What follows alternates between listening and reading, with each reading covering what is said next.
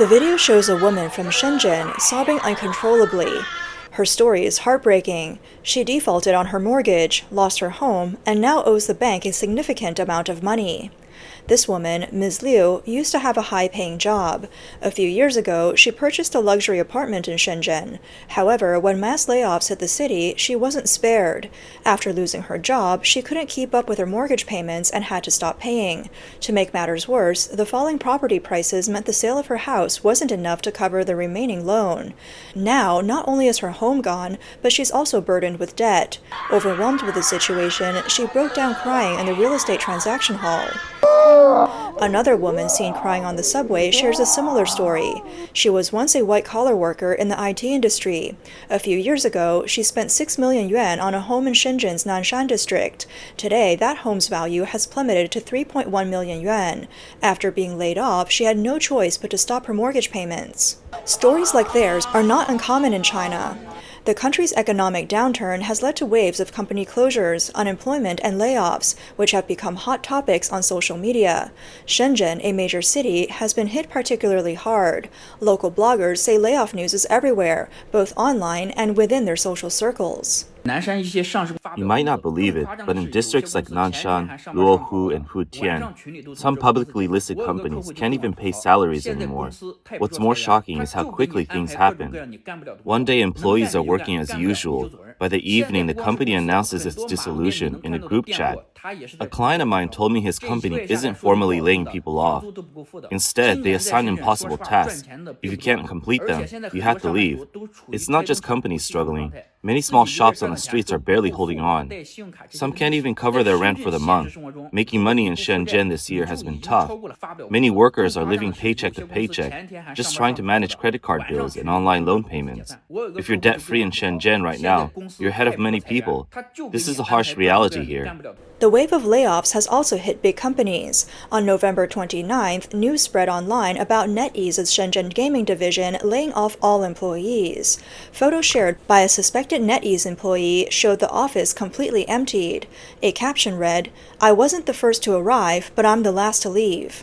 Screenshots of group chats confirmed the layoffs, with messages saying, "Not a single person was spared." One comment summed up the despair. "How will we make it through next year? It's too difficult." Another man chimed in about the struggles faced by workers in the tech industry. "Guys, even major companies like NetEase are crumbling. Previously, NetEase's software systems crashed, and people joked that it was because they cut too deep into their core teams. Now their entire Shenzhen gaming division is gone." Finding a stable job these days feels impossible. People worked hard to join these big-name companies, thinking it was finally a safe, secure job. But in reality, you could be let go at any time to cut costs. A few years ago, working for an internet giant was as stable as a government job, or so we thought. But the truth is, those so-called secure jobs are just shiny bubbles. Big companies are constantly cutting staff to save money and improve efficiency. Just like this round of layoffs at NetEase. It doesn't matter how much you've contributed, what your performance was, or even your position. To them, layoffs are just cold numbers. You're no longer a person, but a replaceable resource. It is not just the big players. Small companies, startups, especially those not yet profitable, are all under pressure to cut costs and adjust staff. You might think, I haven't been laid off, so I'm safe. But layoff lists don't come with warnings. No one can guarantee they'll survive.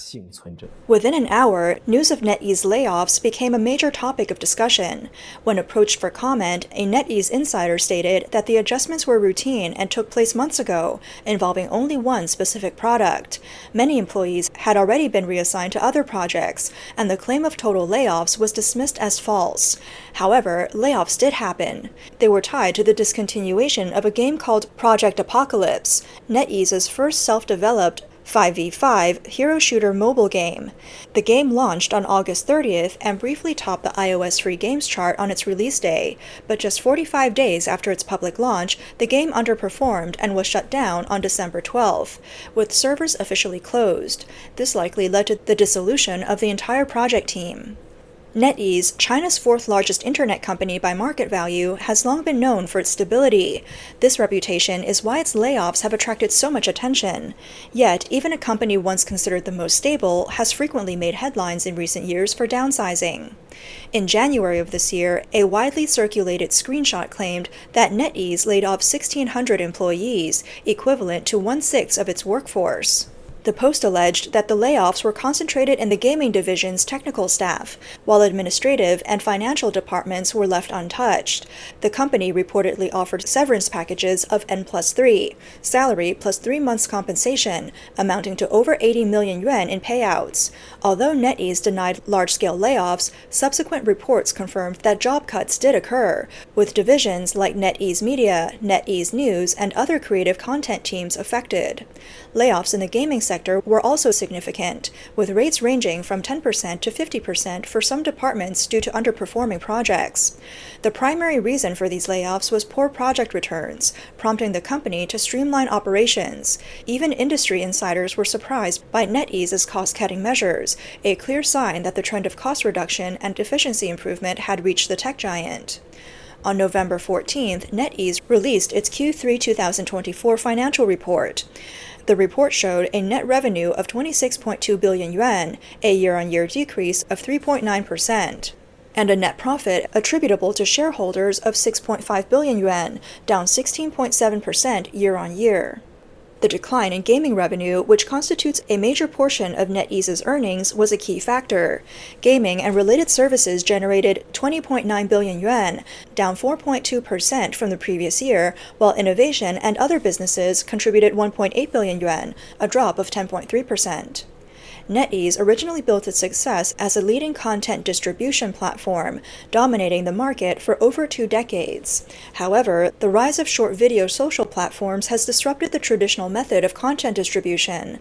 Power has shifted from platforms to individual influencers, changing how content is created and consumed.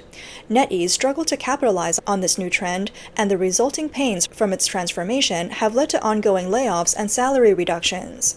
NetEase is not alone. Recent layoffs at several major companies in Shenzhen have also sparked widespread public concern. These events reflect broader economic challenges and shifting industry dynamics, leaving even the most stable companies facing difficult decisions. The ongoing wave of layoffs at leading online brokerage, Futu Securities, has continued to stir public attention. On November 21st, image circulated widely on social media, with captions like, "Discussing work one moment, laid off the next." A self-identified Futu employee posted, "My colleague was aligning project requirements with me one minute and then got called into a meeting and left packing up their things in the next." Another social media user claimed that Futu was laying off 40% to 60% of its workforce by year-end. They described the process as abrupt, with no transition or handover periods. They said, "Once you're informed, you pack up and leave immediately. No severance beyond base pay, no year-end bonuses." The company reportedly cited strategic direction adjustments as the reason. In response, Futu's representatives denied the allegations, saying, "This post contains false information. We urge everyone not to spread rumors." They explained that the company was restructuring to expand its overseas business and improve efficiency. According to them, the workforce adjustment affected less than 5% of total employees and involved creating new roles while optimizing existing ones. However, this explanation failed to quell the controversy. The situation escalated a week later. On November 28th, some laid-off employees staged protests near Futu's offices in Shenzhen and Hong Kong. They wore white shirts with red letters reading "Futu Securities, Bloody Layoffs," and held signs criticizing the company for its actions. The banners included slogans such as "Discussing work one moment, laid off the next," "Trapped into signing unfair agreements," and "20 billion in profits, but no severance for employees." Reports indicate that much of the discontent stems from the compensation packages offered. Despite initial promises of bonuses and benefits like a 13th month salary, employees only received base rate plus 1 month salary. While employees raised concerns, the company allegedly responded, "If you're not satisfied, take it to arbitration." One former employee expressed their frustration online. I can't sleep at night the more I think about it. I worked tirelessly for the company for years. Starting 2 years ago, I handled complicated online incidents with constant anxiety. Now, at the end of the year, they just cut us off to save on bonuses. There's no conscience. This employee further alleged that the company isn't struggling financially. Futu recently posted strong earnings in its latest financial report, but still withheld year-end bonuses and stock options that were due to vest in December. According to reports, the layoffs began quietly in late October and intensified between November 20th and 22nd, affecting roles in product management, development, testing, and design. A company-wide group chat for employees in both mainland China and overseas markets reportedly saw a reduction of over 100 members, dropping from around 3,600 to 3,400 in just 3 days. Analysts suggest the layoffs are tied to strategic adjustments and the company's aggressive overseas expansion rather than shrinking business or poor market conditions. However, the suddenness of the layoffs, often occurring during regular work hours and without prior notice, left employees shocked and unprepared. Sources indicate that around 200 employees were let go, with the hardest hit areas being product and R&D teams, particularly in Shenzhen. Overseas offices were largely unaffected. Some employees were reassigned to other projects, leading to the perception among remaining staff that many colleagues had disappeared. By December 15th, the controversy surrounding Futu's layoffs had yet to settle, and another bombshell dropped. Xu Li, Futu Holdings senior vice president, reportedly sold shares worth millions of dollars. According to Futu Holdings' December 9th disclosure, Xu Li sold 144,311 ADS shares, cashing out over $12 million. Notably, Tencent and Gravitation Fintech Hong Kong Limited are Futu's primary shareholders. Earlier, on September 26, Tencent also reduced its holdings in Futu, cashing out $200 million. Xu Li's actions further intensified scrutiny on this leading cross-border online brokerage. Before the layoffs became public, Futu released its third quarter 2024 financial report on November 19th. The report painted a rosy picture.